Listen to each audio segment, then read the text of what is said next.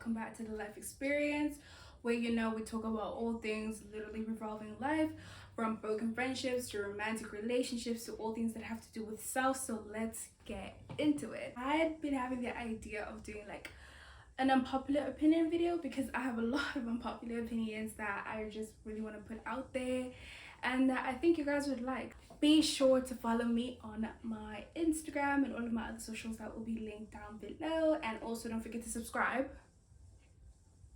Without further ado, let's get into so my first unpopular opinion, I would like to start it off by saying life will get much more easier if we all just collectively just realize that everything in life is just a trend, especially in the day and age that we're living in. Oh my gosh, it doesn't have to be something that we all have to follow. I feel like people put such a pressure on trends, and it's like, oh, you have to do this because it's trending right now, but it's like literally in 2 years time that won't be any importance. Specific beauty standards, body types, flipping fashion and everything, it's like, why do I have to abide by society's rules when society is the only thing that's making the world the way that it is right now? Like, I don't see the use and I don't see the point. My second unpopular opinion is that complaining doesn't solve anything, and I am guilty as charged. I just realized that I can complain all I want, but generally it's not gonna fix anything. But honestly, I'm just a girl, and in the moment it just feels like it's the only thing that I can do. It's some of us can get so used to complaining and stuff like that, and it's like it genuinely doesn't solve anything. Like, we just all need to realize it doesn't solve anything. And it's the same as like wanting to change your life and talking about changing your life but not actually taking the steps to, or nagging about, okay, something in your life is not going properly. Well, it's like, but what are you going to do to fix it? I feel like as humans, because we are so lazy, it's like when we're being brought those questions of like, okay, so what are you going to do to fix it? It's like, well, did you really have to like ask me that? But it really sends us to like into a deep thought where we can actually think about, wait, this can be solved, but how? My third thing is face masks, pedicure, manicure days, like basically self-pamper days don't fix all your problems. I know, all the girls are like, damn, but it's true.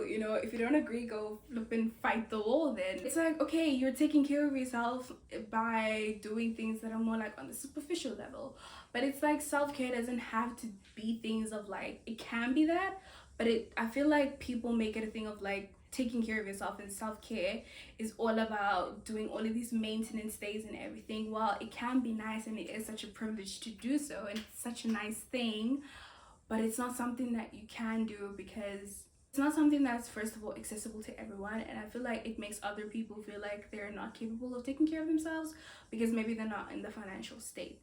And it's just like self-care isn't about that. And I feel like everybody on the internet nowadays makes it a thing of like it is about that, and you have to have like an X amount of money to be able to take care of yourself, and that's literally not the case. Another thing is success isn't for everybody. I said it. Success isn't for everybody. Okay, don't shoot the messenger. Like, literally it isn't for everybody. Fuck the airplane. Let's just wait. So guys, success isn't for everybody, and I feel like it's a huge slap in the face because I feel like from a young age we're taught that success is something that we need in life. We need to be successful, and it's like success for these people that are basically embedded in our minds and basically says that we need to be successful.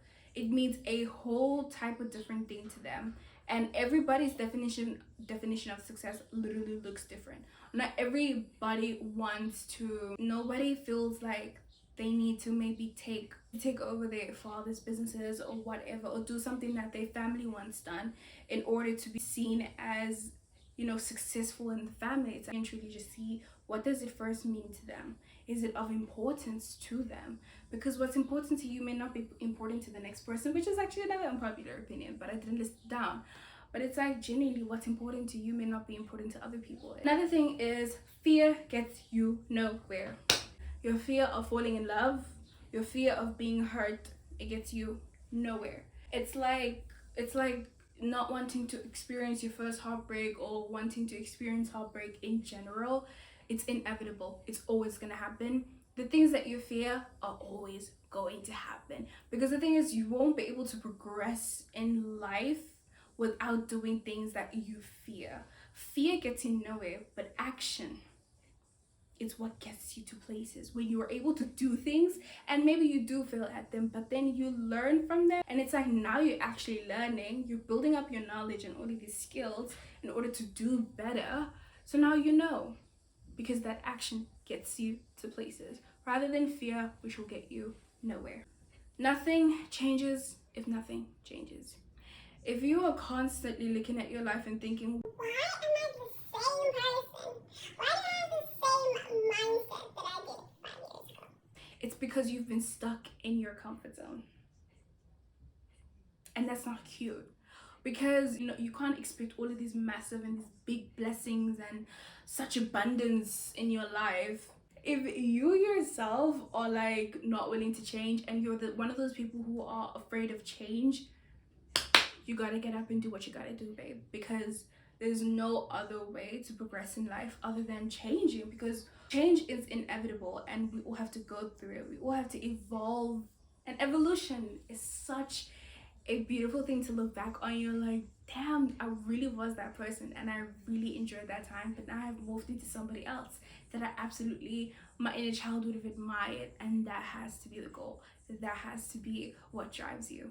Another unpopular opinion is that hating on women doesn't make you a better woman than them. This is for all the girls and for all the men who constantly feel like they have something to say about some other woman, that's something that is so negative that could have a negative impact on that person's lives. It does not make you a better person. In fact, it makes you such a crap and a miserable individual. Because what are you doing behind your device, typing and typing and typing endlessly in your basement, trying to make someone else feel like the worst possible person? And you know what I hate about these situations? People will make other people feel like absolute crap and shame them, do all of these things, and then suddenly, let's say that person dies, or that person, trigger warning, commits suicide. It's like, oh, like it was just a joke, and all of these things, like I'm so sorry, like I didn't mean it, like she was such a wonderful person. Now you want to say all of these wonderful things. Why is that reality only kicks in when the person is no longer living? The words that you're saying right now, all of these kind words don't mean anything, because that person ended their life because of you, because of the things that you said. So this whole thing of like hating on women, especially because of like men, you should be embarrassed. Ew. Are you not embarrassed? Are you not? You should be. You should be. Putting down another woman will never make you better. No matter how many times you try, no matter how many times you're willing to allow your jealousy to spread, it's never going to make you attractive to other people, ever. Another unpopular opinion that I feel like it's a bit like a lot of people maybe will agree with this, but I just prefer having a high sense of self-worth over confidence any day.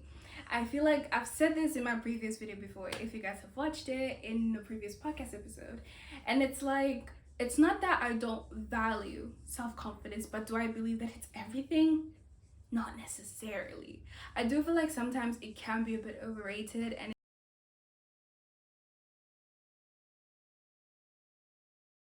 having a sense of self-worth, it opens so many doors for you, and it literally blocks all the ugly and the low value experiences that you would have. Because trust me, when you have like such a high sense of self-worth, you're not going to want anything that basically says that you have to reject your own self-worth. It's like, why do I have to lower my value to please you and satisfy you? No. Being in friendships or relationships, with people that are kind is not the end goal. I had to learn this the hard way. I remember telling my friend, like, you can be with a person and you can be associated with a person who is the kindest person, they have the purest heart, but it's not enough to sustain and maintain that relationship. It's compromising these levels of like loyalty. Can that person even communicate? Like, it's all of these things that you have to just look, and it's like, you don't have to be friends with someone just because they're kind. You don't have to be in a relationship with someone that's just kind. I feel like we put kindness on this pedestal because it's such bare minimum treatment that people are hardly getting ever today, because kindness is not something that is practiced. I feel like it's absolute crap, by the way, because it should be practiced every single time. But I feel like it's because it's become something that's become like so scarce. It's like when someone even shows you an act of kindness, it's like, oh, I idolize you, and like you're the best person in the world, and it's like I put you on this pedestal. It's like, no, you didn't have to do. So I feel like a lot of people should just take a chill pill on just wanting to be friends with people that are just kind. It's not a bad thing to be friends with people who are kind, but it just has to be more than that, because it's gonna take a lot more to sustain that relationship than just mere kindness. Okay, they can be the kindest person, but they can be the shittiest at being transparent and effectively communicating. Okay, the world and society today lacks a lot of passion but prioritizes power. And I feel like, honestly, if the shoe fits, wear it. Okay, because I feel like I would have thought of it in a sense of like, don't you need to be passionate about something in order to be in that place of power? But the world today has shown us that you don't even have to be passionate about something in order to gain clout or to be powerful in a set industry. In the music industry as well, child, we can see that, like, that a lot of people aren't passionate about maybe in their craft or whatever, but they're just doing it in order to get more money, to get a better fan base or whatever this will. And this applies to many other industries as well. It's like someone can be good at something, but they cannot necessarily be passionate about it. But just because they want to be in a position where the world knows their name and they have all this fame, that's the only driving force for them. That's their main goal. And it's like, it's the harsh reality. Some of your faves are like that. And if you feel targeted, then so be it. Another unpopular opinion that I feel like people are going to be like, what? Humans will never be able to create world peace. And that's on period. It's not something that I feel like I want to manifest into the world or whatever. But genuinely, how are we ever going to be able to create world peace when there's so many bullying and there's so many atrocities that are literally occurring in the damn world? People cannot even show each other like one act of kindness. And it's like, if people want world peace, shouldn't it start with kindness? Shouldn't it start from the place of something that is already lacking in the world? I get shocked when people are kind to me nowadays, because it's like, for me, it's even such a shock. It's like, damn, I'm not used to people being so nice to me, and that's so sad. Literally, I remember there was this Ray lyric. I don't know if you guys listen to Ray, but when she said that something about when the planet is dead is when we'll all hold hands. It's like the harsh truth, and it's the sad truth, because I feel like it's only gonna get to a point where the planet is no longer. The planet is exactly going to be the result of all these things that are happening in the world, and it's going to be demolished right in front of our eyes, that we're finally going to be like, damn, we messed everything up. And it's like, it's what people genuinely need to see something happen. They need to see something bad happen in order to want to change, but it's already too late. It's already too late. So to all you people that say, I want to become better, I would like to make the world a better place, be real. If you wanted to make a better world, a better place, it would start with you, because humans want to change so many things and they want the world to become a better place. But it's like, what are you actually going to do that's going to make sure that that is the outcome? Another unpopular opinion is that some people don't appreciate you, and they will never appreciate you, and you have to make peace with that. People will only appreciate things from the people that they want to get it from, and that's on period. Let's take a typical example of like women not necessarily, let's say, accepting the good guy because he's so good, and she's not used to the treatment that he gives her because he's the good guy and everything. And it's like, she will never appreciate that good guy, even though as much as she wants to, she will still go in the direction of that bad boy, because it's not only the comfort and the familiarity, but it's just where she, like, basically her heart calls her. She'll appreciate the bare minimum treatment from the bad boy because she likes him as an individual. She likes the idea of being with him, and she's used to that, rather than the person who's actually good for her and who's actually going to bring all this value into her life. And it's like, it's just the harsh, you can't force people to appreciate you. You can't.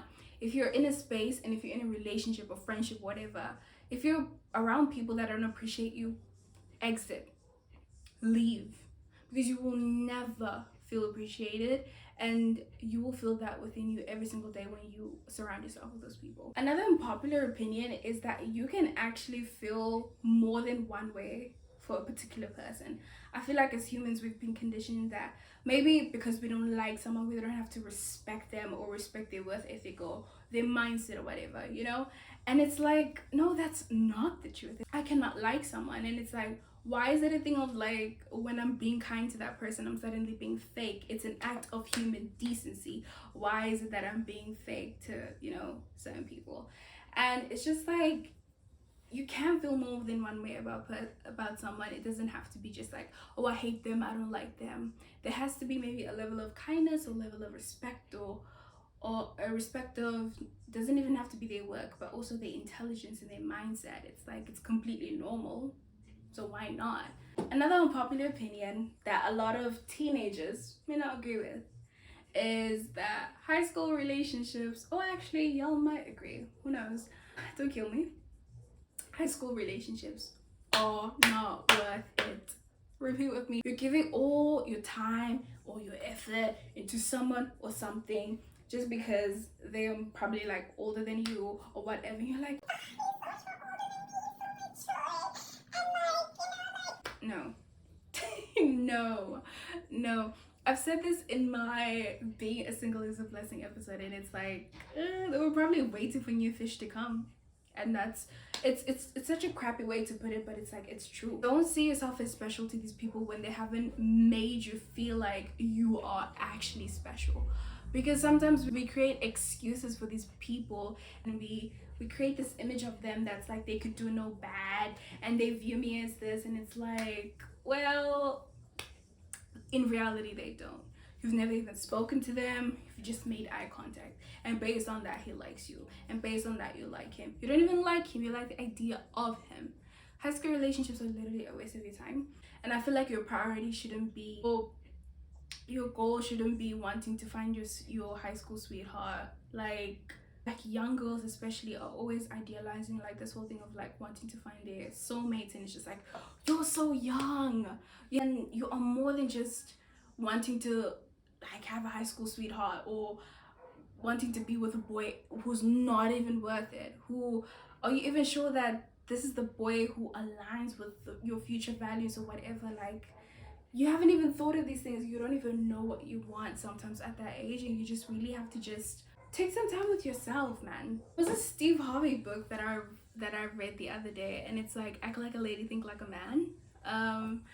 And it just made me realize, there was a particular chapter in which he was talking about it, and it basically just made me realize that men are actually babies, and men wouldn't be in maybe certain positions that they were in if it wasn't for women. Now let me not even get to the whole the story behind the author of The Great Gatsby, how it wasn't even his idea, and he wouldn't have put out such a masterpiece if it wasn't for that woman. Like, shout out to my friend Gusha for literally telling me that.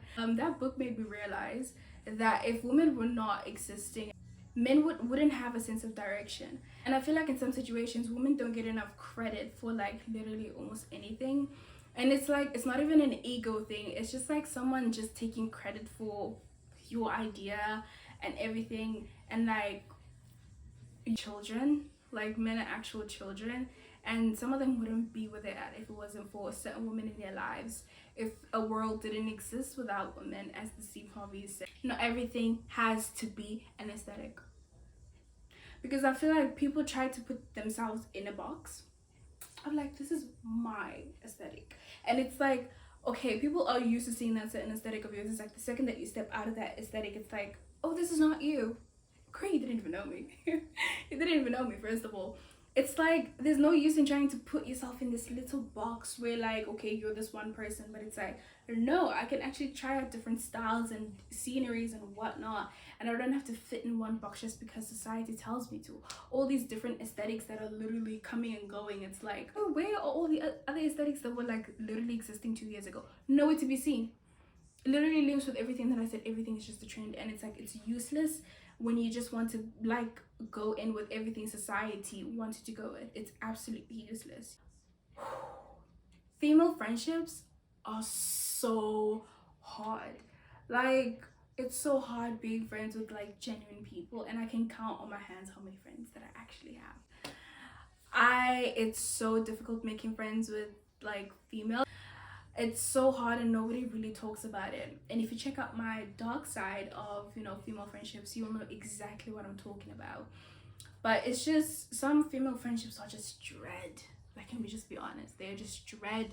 And it's like a jarring experience. It's like you just wanted to be friends with a group of people, and it's like they making it such a hard thing. And it's like you have these mean girls, these it girls, and these all. It's like it's a lot. Another thing is being alone isn't boring. I feel like people who always say that being alone is boring and everything, it's because they are too dependent on other people in their lives, and it's like they have nothing better to do. That being with themselves is literally boring. If you actually take the time to be with yourself and enjoy things and engage in new hobbies and stuff like that, and actually act upon your own interests, then spending time with yourself won't be as boring, because you will be able to cherish that time with yourself. I feel like sometimes if you're in school and whatnot, like you don't realize that your energy is going out to like so many other people, and like you're filling into other people's cups, and it's like you have to eventually come back to yourself. You eventually have to be whole in order to give into other people. The fact that you feel like you have to jump and jump to like the next relationship just because spending time with yourself is too work. You need to check yourself ASAP. There's something sketchy, there's something wrong, and you need to fix it within yourself. Another thing is reality isn't real. I spoke about like, you know, why your reality isn't what you think it is in a previous episode, and it's mainly because of our perception. Some people think that they know the real us, but they only know the side that we either show of ourselves to them, or they only know based on their own perception, which is already biased. I just feel like you should never put other people's perception of you on a pedestal, because they only see it from their lens and their own life experiences, and it's separate to your life path. So you should never associate the two, and you should never say that it is factual, because it's not. It's just based on opinion. What do they know? What do they know that you don't know about yourself? I mean, yes, other people can point out some things that you don't know about yourself, but it doesn't have to be every little thing. Last but not least, a lot of us are surrounded by hypocrites. 9 times out of 10 we'll come across so many hypocrites. And like, there's this book that I was reading the other day. It literally made me think of this. It's called Surrounded by Psychopaths, and the other one is called Surrounded by Idiots, but I haven't read that one yet. It's so crazy because so many people on earth are hypocrites. They judge people based on things that they're doing currently that they used to do. They're judging people based on that, and instead of actually like guiding these people on a proper path, they just judge them, and they wonder why people turn their back towards on their beliefs and everything, when it's like, when you could have just guided the person in a genuine and a nice way. And it's like that person have been like more curious about your beliefs. But it's like the more you judge someone based on like your beliefs, you're giving your beliefs such a bad image that it filters out all the good that your beliefs has, and it makes the other person just think negatively of it, because you're simply judging them. It's like, why are you judging them? You're not God. So why do you feel like you have the right to judge anybody else? And that's on period. So a lot of you guys need to really and truly check yourselves. And that has been the unpopular opinion. Oh my gosh, I feel like I've been talking for like hours. But yeah, if you guys liked it, let me know. If you guys want a part 2, let me know what you guys disagreed and what you agreed with. And yeah, I'll see you guys in the next episode.